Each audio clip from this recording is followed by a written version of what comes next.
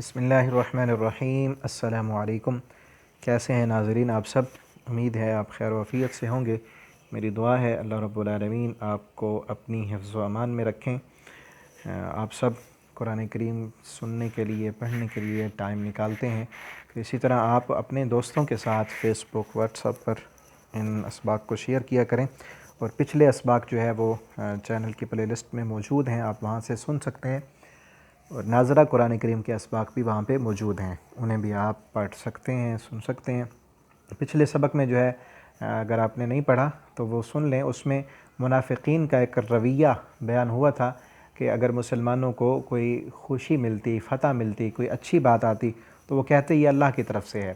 اور اگر کوئی تکلیف والی بات آتی نا، کوئی مشکل آتی یا میدان جنگ میں ہار جاتے تو وہ کہتے کہ یہ معاذ اللہ آپ صلی اللہ علیہ وسلم کی وجہ سے ہے، یہ آپ پر ایمان لانے کی وجہ سے ہم اس مصیبت میں پھنس گئے ہیں۔ تو مزید اس کی آگے وضاحت کی اللہ تعالیٰ نے،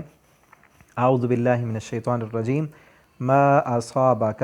جو بھی پہنچتی ہے آپ کو، من حسنۃ، بھلائی سے، کوئی بھی اچھائی، کوئی بھی خوشی تمہیں پہنچتی ہے نا، فمن اللہ، وہ اللہ کی طرف سے ہوتی ہے۔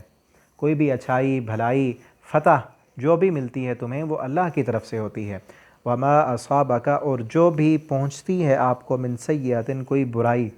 کوئی بری خبر، کوئی ہار، کوئی تکلیف، کوئی مصیبت جو بھی تم پر آتی ہے وہ کس وجہ سے ہوتی ہے؟ فمن نفسک، وہ تمہارے اپنی جان کی وجہ سے ہوتی ہے، تمہاری اپنی غلط کرتوتوں کی وجہ سے، غلط سوچ کی وجہ سے، اپنی غلط تدبیروں کی وجہ سے، وہ اللہ کی طرف سے نہیں بلکہ تمہارے حکم اللہ کا ہوتا ہے، کیونکہ اللہ کے حکم کے بغیر کائنات کا ایک پتہ بھی حرکت نہیں کرتا، حکم رب کا ہوتا ہے۔ لیکن اللہ رب العالمین کیوں پہنچاتے ہیں وہ تکلیف؟ کیونکہ تمہیں درست کرنے کے لیے، تم نے پیچھے کوئی غلطی کی ہوتی ہے، کوئی خرابی کی ہوتی ہے، ایمان کمزور ہوتا ہے یا کوئی گناہ کیا ہوتا ہے، تو اس وجہ سے اللہ تعالیٰ تمہیں تکلیف میں مبتلا کرتے ہیں تاکہ تم پلٹ آؤ، تمہاری اصلاح ہوتی تمہارے اپنے عمل کی وجہ سے ہے، بلکہ تم اس کا جو ہے نا وبال نبی کریم صلی اللہ علیہ وسلم کی طرف ڈالتے ہو۔ وَأَرْسَلْنَاكَ، اور بھیجا ہے ہم نے آپ کو، لِلنَّاسِ، لوگوں کے لیے، رسولہ، پیغمبر بنا کر، ہم نے آپ کو لوگوں کی طرف اپنا قاصد رسول بنا کر بھیجا ہے۔ وَكَفَى بِاللَّهِ شَهِيدًا، اور کافی ہیں اللہ تعالیٰ اس کے ساتھ گواہ، کہ اگر یہ نہیں مانتے نا تو اللہ تعالیٰ خود بطور گواہ کافی ہیں کہ اللہ نے آپ کو رسول بنایا ہے۔ اور مزید اگلی آیت میں وضاحت کر دی اس کی کہ آپ صلی اللہ علیہ وسلم کو رسول بنایا تو اس کس مقصد کے لیے بنایا؟ فرمایا مَن یُطِعِ الرَّسُولَ، جو بندہ بھی اطاعت کرے گا رسول کی، فقد، پس وہ سمجھ لے، تحقیق اس نے اطاعت کی اللہ کی، کہ جس نے اس رسول کی، محمد کریم صلی اللہ علیہ وسلم کی بات مانی، آپ کی فرمان برداری کی، ویسے سمجھ لے اس نے اللہ کی بات مانی ہے، اور جس نے آپ کی نافرمانی کی ویسے سمجھے اس نے اللہ کی نافرمانی کی ہے، کیونکہ آپ صلی اللہ علیہ وسلم اپنی بات تو نہیں کرتے نا، ما ینطق عن الہوی ان هو الا وحی یوحی، آپ تو اپنی مرضی سے بولتے ہی نہیں، آپ کی ایک ایک بات اللہ کا حکم ہے۔ تو جس بندے نے آپ صلی اللہ علیہ وسلم کی فرما برداری کی، ایسے سمجھو اس نے اللہ کی فرما برداری کی، اور جس نے آپ کی نافرمانی کی ایسے سمجھ لے اس نے اللہ کی نافرمانی کی ہے۔ تو اللہ سے دعا کریں اللہ تعالی ہم سب کو پیارے پیغمبر صلی اللہ علیہ وسلم کا فرما بردار بنا دیں، اور اگر ہم آپ صلی اللہ علیہ وسلم کے فرما بردار بن جائیں تو اللہ تعالی ہمیں اپنا محبوب بنا لیں گے۔ وَمَن تَوَلَّى، اور جو بندہ منہ موڑ لے گا، فَمَا أَرْسَلْنَاكَ، نہیں بھیجا ہم نے آپ کو، علیہم ان پر، حفیظہ، نگران بنا کر، ہم نے آپ کو ان پر نگران، نگہبان نہیں بنایا کہ آپ ان پر مسلط ہو کر رہیں، نگرانی کرنے والے ہم کافی ہیں، آپ نے صرف بتا دینا ہے، اطاعت کریں گے تو فائدہ ان کا ہے، نافرمانی کریں گے تو نقصان ان کا ہے، ہم خود ان سے پوچھ لیں گے۔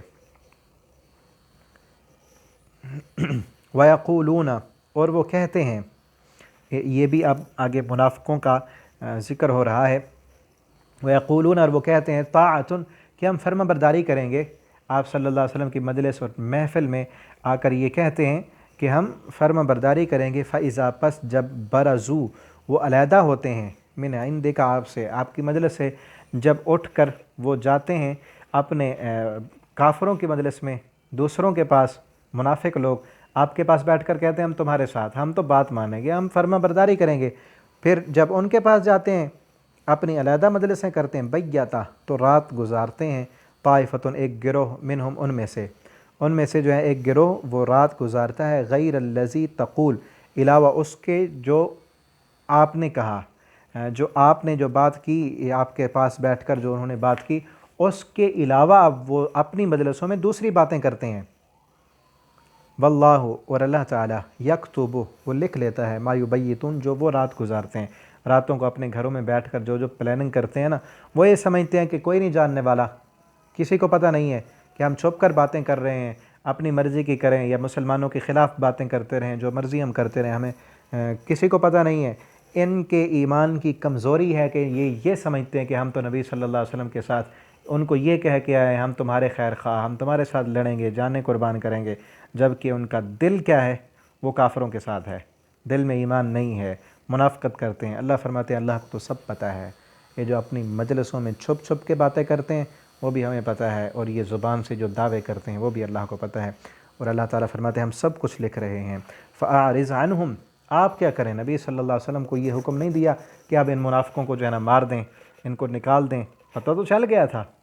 کہ نہیں، اس وقت کہا کہ نہیں، ان کو کچھ نہیں کہنا، آپ اعراض کریں ان سے۔ اور پیچھے بھی ہم پڑھ چکے ہیں، مسلمانوں کو یہ کہا گیا کہ اپنے راز کی باتیں جو ہے وہ ان منافقوں کے سامنے اب تم نے نہیں کرنی، ٹھیک ہے نا، کیونکہ وہ لوگ راز کی مسلمانوں کی باتیں دوسروں کو جا کے بتاتے تھے، لیکن یہ یہاں پر اعراض کرنے سے مراد بھی یہی ہے کہ اپنے راز کی باتیں آپ نے ان کو نہیں بتانی۔ وَتَوَكَّلْ عَلَى اللّہ، اور آپ اللہ پر بھروسہ کریں، اللہ پر توکل کریں۔ وَكَفَى بِاللّہ وکیلا، اور کافی اللہ تعالیٰ بطور نگران کے، بطور کار ساز کے، کہ اللہ پر اگر آپ کا بھروسہ ہے نا تو پھر آپ کو کسی کو کوئی فکر نہیں ہونی چاہیے۔ دوسرے مقام پر اللہ فرماتے ہیں وَمَن يَتَوَكَّلْ عَلَى اللّہ فَهُوَ حَسْبُهُ، کہ جو بندہ اللہ پر بھروسہ کر لے تو وہ اللہ کافی ہے اس کو۔ تو اس لیے ہمیں بھی یہاں سے یہ سبق ملتا ہے کہ ہم اپنی دنیا کے ہر معاملے میں، ہر کام میں اللہ پر بھروسہ کریں، اللہ پر توکل کریں۔ ہمارا توکل اسباب پر نہیں ہونا چاہیے بلکہ مسبب الاسباب ذات پر ہونا چاہیے۔ ہمارا توکل اپنی جیب پر نہ ہو، اپنی تنخواہ پر نہ ہو، اپنی فیکٹری دکان پر، اپنی آمدن پر نہ ہو۔ ہمارا توکل اس بات پر ہو کہ ہمارا رب ہمارے ساتھ ہے، ہم یہ کام کر لیں گے۔ تو اللہ پر جب توکل ہم نے کیا تو اللہ فرماتے ہیں وَكَفَى بِاللّہ وکیلا، اللہ تعالیٰ پھر کارساز ہیں، اللہ تعالیٰ خود اپنے لیے، اپنے بندے کے لیے سبب بنا دیتے ہیں۔ اللہ تعالیٰ ہم سب کو قرآن کریم پڑھنے، سمجھنے اور اس کے مطابق عمل کرنے کی توفیق عطا فرمائیں۔ والسلام علیکم ورحمۃ اللہ وبرکاتہ۔